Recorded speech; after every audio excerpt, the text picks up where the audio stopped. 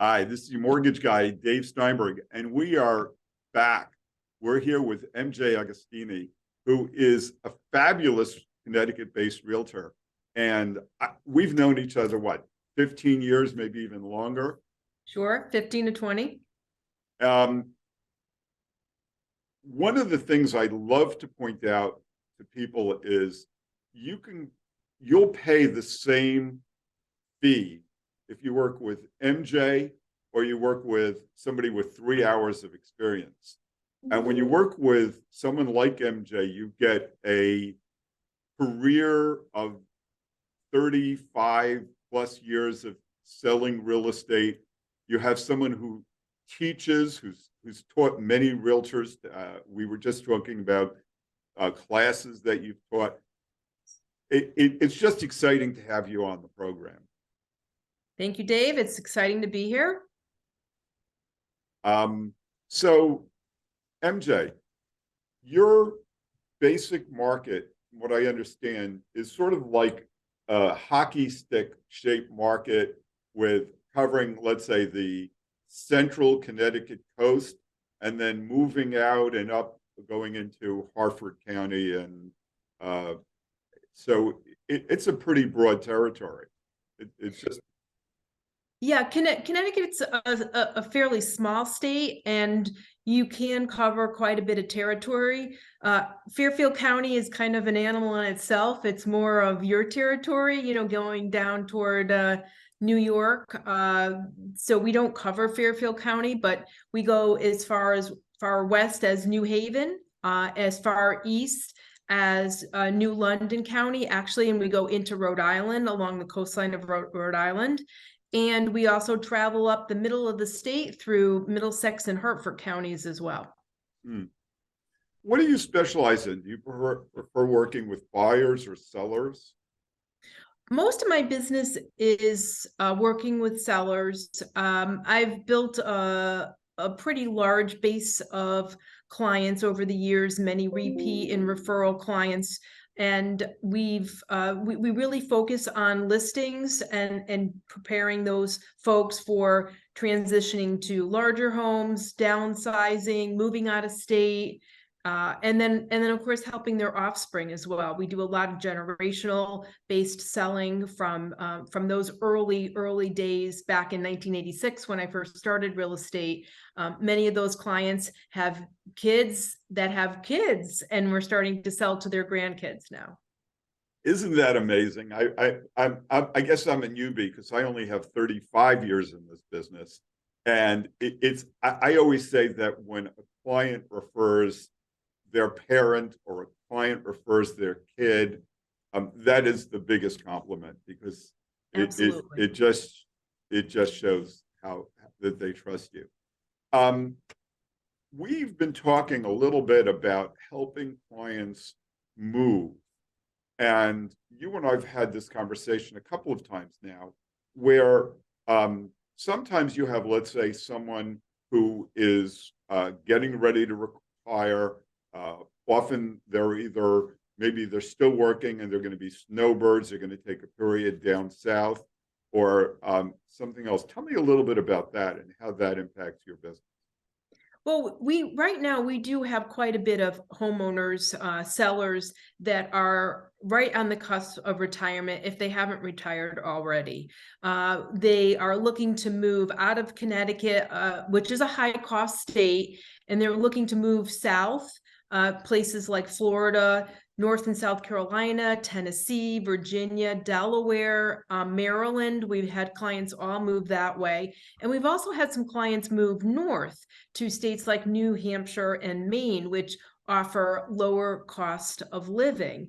And many of our clients are eager to make this move, but a lot of them are stuck. And, one of the things that I've reached out to Dave about is how can we help these folks make their move to these new climates, these new areas, successfully. And many of them have an abundance of equity in their home, but they've either retired and they don't have the income to take HELOCs to pull the money out, So we're looking for strategies to be able to get them to the next place. The problem today is obviously lots of people are flocking to those areas. There's heavy competition. Most of these clients get beat out because they have a contingency to sell their home. They beat out because they're not cash buyers. So we're kind of in a quandary. We have lots of people that want to make this move. They've got equity in their home. They just don't want to sell their house and not have a place to go. So, this seems to be the hot topic now, and trying to help them move from a position where they're stuck in their house to where they can find something, buy it, and then sell their house afterwards. In my opinion, that's the power of a team, because when you have a team working together, when you have a realtor and a lender and the attorneys and the whole, maybe the financial advisors, all on the same page, all looking at it and saying, how can we get Sally and Bill the best possible result? That's when you really achieve synergies. And, many of the people you're talking about, they're retired, they're semi-retired, and there's some challenges with how do you get them approved for a mortgage. But there are also techniques in doing that. And we've been very successful doing that, as you and I have discussed, where sometimes they may have large 401ks or other retirement accounts. And by managing that and presenting that properly, that's often a way of getting someone approved, even if they are not working full time and they don't have, the kind of income that you would normally associate with being able to hold two homes at the same time. And I love what you said about the, getting caught, because, there are two kinds of market out there today. There are the markets where they're really hot and people are really competing to get in there. And for markets like that, being a cash buyer makes all the difference. And Absolutely. so we can strategize as a team, but in how to do that. And there are lots of ways of doing it. That's great. That's great. Because that seems to be the quandary for many folks. These are, average working class people. They're not necessarily high net worth people. We're talking just the average American looking to retire. They want to feel secure. They're nervous about selling their house without having a place to go. They don't want to move twice. Sometimes they already have health issues. So it's very stressful for them not to be able to make this move in a seamless way. So, thinking about strategies such as taking home equity loans, dipping into 401ks, or even, using a reverse mortgage situation to be able to secure their new home and then be able to sell their old home afterwards. It is kind of the area that we're trying to get at. What can we do to help these folks make that move? And what I love about you, MJ, is that you start with a servant attitude, because every time we talk, it's not about you, it's about the client. Right. And I think that's the difference between working with a great realtor and working with somebody who dabbles in real estate. I'd love to ask you what your superpower is. What do you do better than anybody else in real estate? It's a daunting question, but I look back on my years of service to people, and I think that the common denominator has just been understanding and listening to the client's needs and being able to match the client's needs with either a product or a process.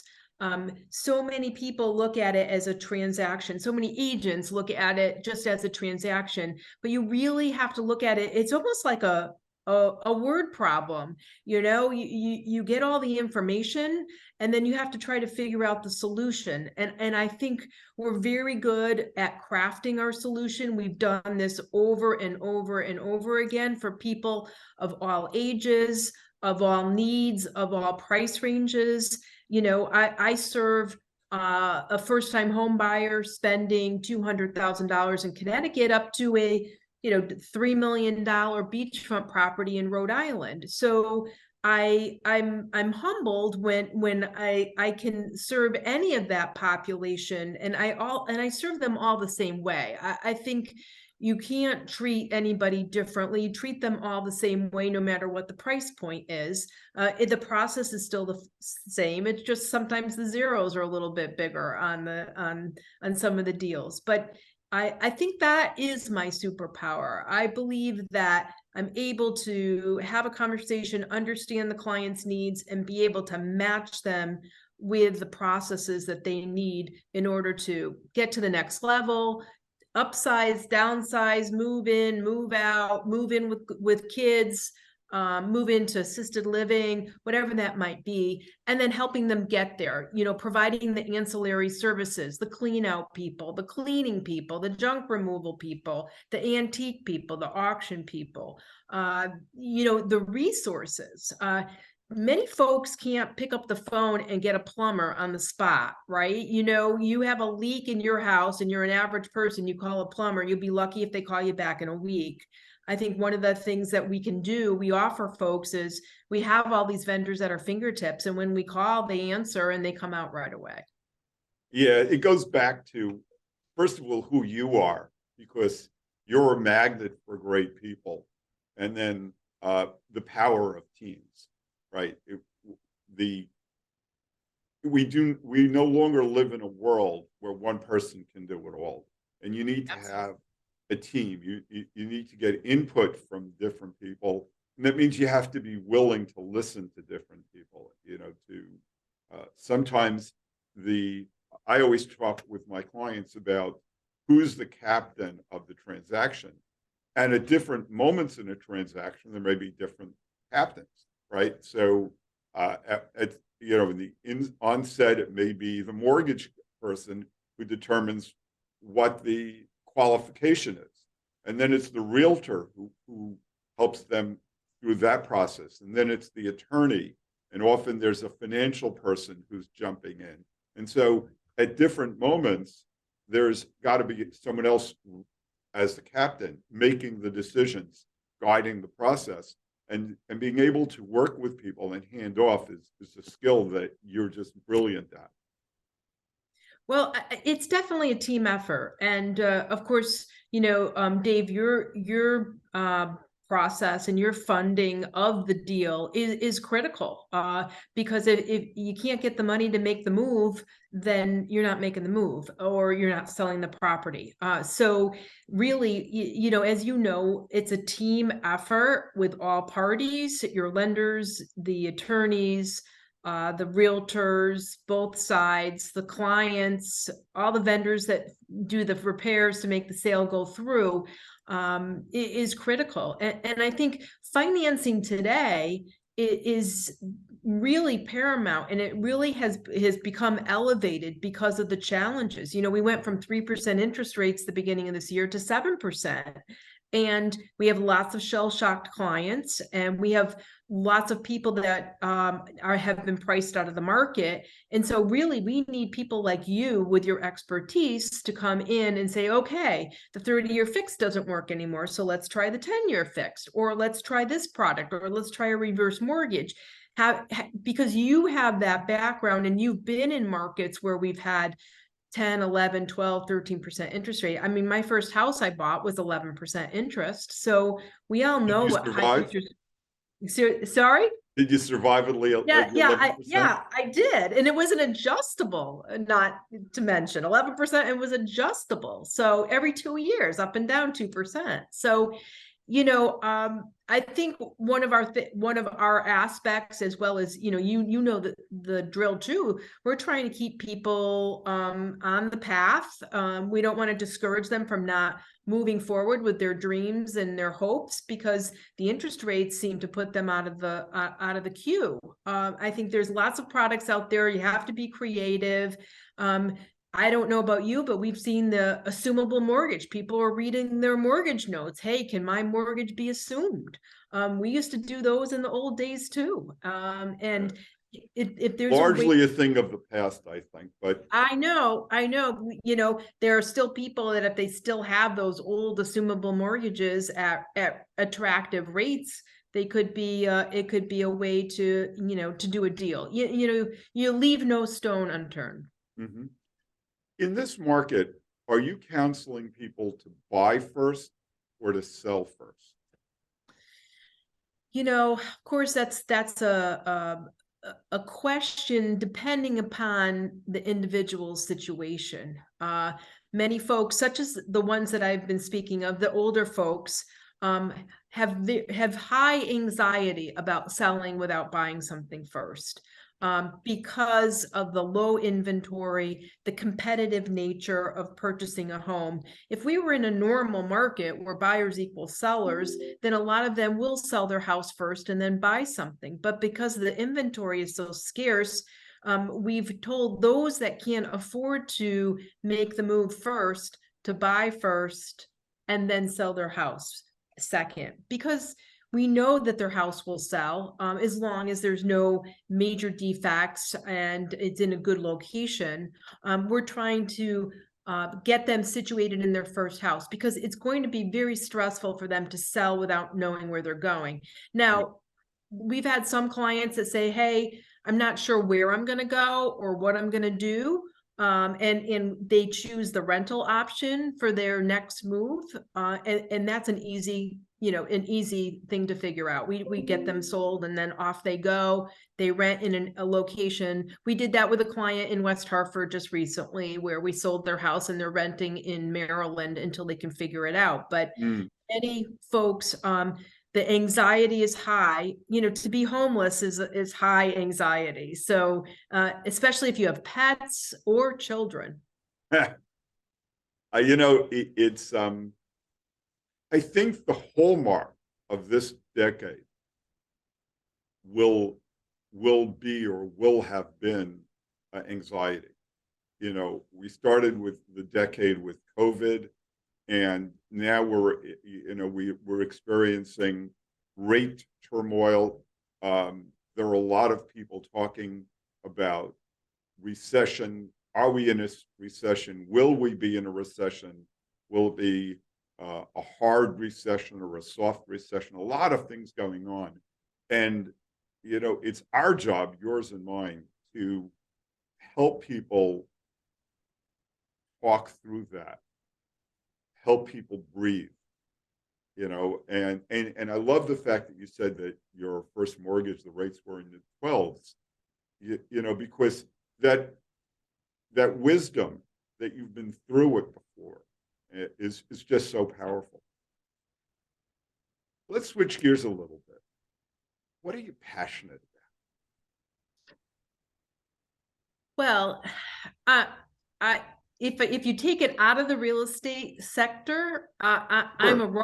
I'm a sculler. I've been rowing for 25 years. I row all over the country. I've rowed in the Head of the Charles Regatta, various regattas throughout Connecticut. I'm not a racer per se, because that's a stressful process in itself, but rowing for me is what I love to do, and I base where I live on my ability to row longer periods of time. I used to live in the middle of Connecticut, and I rowed out of Riverside boathouse, but they opened late in the season and they closed early. So I moved closer to the shore, where I belong to 2 rowing clubs, and I'm able to row. We just stopped rowing last week, so I row from March to December here. And and I like to take the winters, and I go to different rowing clubs throughout the South, and I've been to Rio Salado out in Arizona.